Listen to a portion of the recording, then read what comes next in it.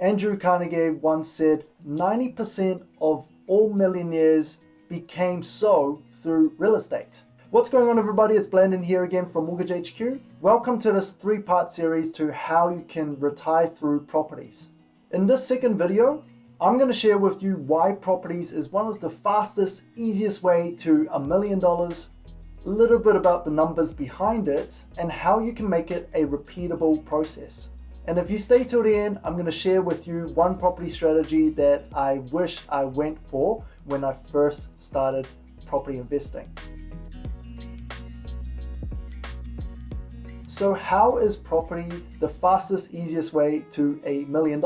Simply because it is the easiest to utilize leverage. And if you have been following this channel, you would know leverage means investing through borrowed money.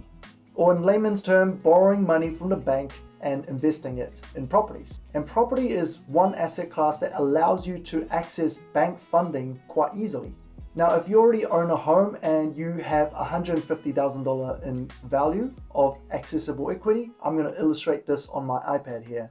So for example, this is your property here. You've got a mortgage and then you've got some equity, and you won't be able to borrow everything from the bank, but anything that's on top between 80%, that's your available equity. So what you can then do is ask the bank to borrow this amount.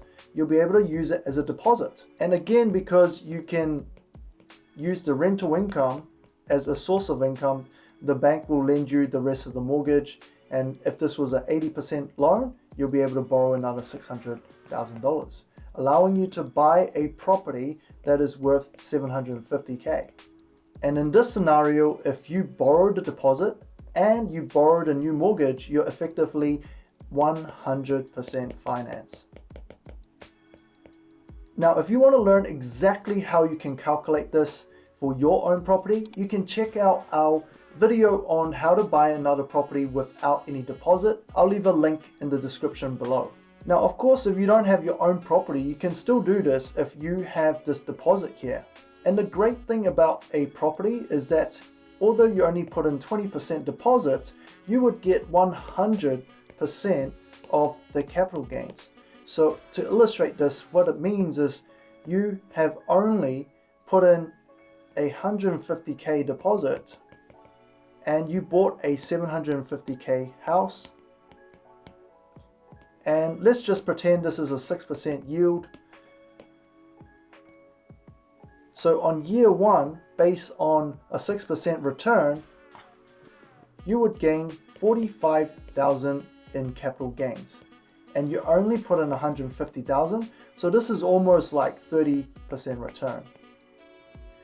Now, of course, in this illustration here, it's assuming you have cash flow positive property, meaning the rent is going to cover for all its expenses. So how do you actually go from $750,000 of borrowed money to $1 million? Or if you had to put 20% in, how do you get to $1 million? Here's another illustration. So let's say you've got this $750K property here and you're gaining 5% return. So it would actually take 15 years for you to gain double of what you bought it for. So by year 15, this is worth around 1.5 million. So you would be able to sell it and pay down this debt and you'll have 750K in hand. Now, if you had 6% return, it would only take you 13 years to double your money. And if you had 7% return, it would only take you 11 years to double your money. So that means in 11 years, you'll be able to sell down the property, pay off the mortgage, and then you'll keep all of this cash here. Okay, still not quite $1 million, but this should illustrate how you could get to $1 million. And remember, you do not need to stick with just 750K. You could quite easily go for higher leverage between 2 to 3 million. And this would make a huge significant difference for retirement.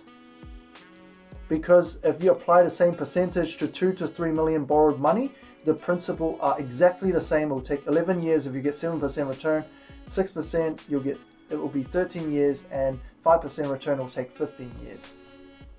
And that's why, folks, this is one of the quickest, easiest way to $1 million, and it is a repeatable process.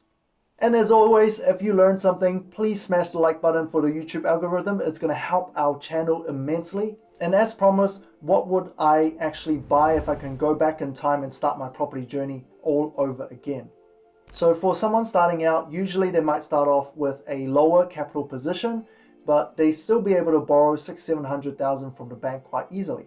This is assuming maybe a single young professional on a pretty good salary, or just a young couple maybe on $50,000-$60,000 of income.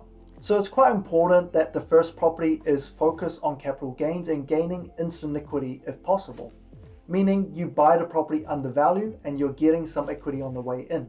And traditionally, land value is what goes up the most over time. So if I started again, I would definitely go for a home and income land bank. Something that's sitting on at least 800 square meter of land. Now, home and income usually come with 2 dwellings, so you actually get more than 1 rental income. It would also need some development potential in there for the future. Now, location, I would say less of a factor for myself personally. If I can start again, I would just try to buy what I can afford between the 800 to 1 mil mark. That's sort of what people usually start out with anyway. But I'd go for a location where it's close to amenities and transport.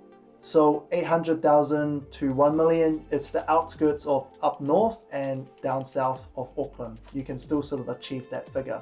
And as long as it's not surrounded by Housing New Zealand, I would be pretty happy. And if I did that as my first investment property, I'm quite confident I would have built a 10 mil property portfolio in 6 years instead of where I am now. And so in hindsight, there's always more I could do differently.